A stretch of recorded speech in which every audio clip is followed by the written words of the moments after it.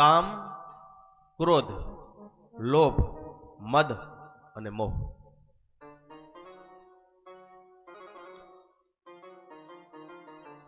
વિદુરજીને આવો જ પ્રશ્ન ધૃતરાષ્ટ્ર પૂછે છે કે મને નિંદ્રા નથી આવતી.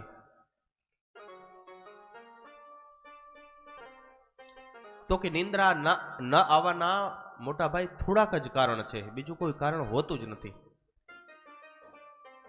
યા તો વ્યક્તિ ઉપર શત્રુએ આક્રમણ કર્યું હોય અને શત્રુ બળવાનો હોય અને ભય લાગતો હોય તો નિંદ્રા ના આવે.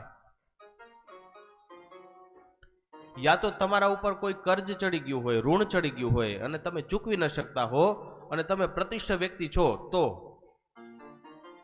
બાકી તો માંગવાળા જાગતા હોય ને જે લઈ ગયો છે હોતો હોય છે. અત્યારનો સમય તો અલગ છે, હા એ હોતો હોય.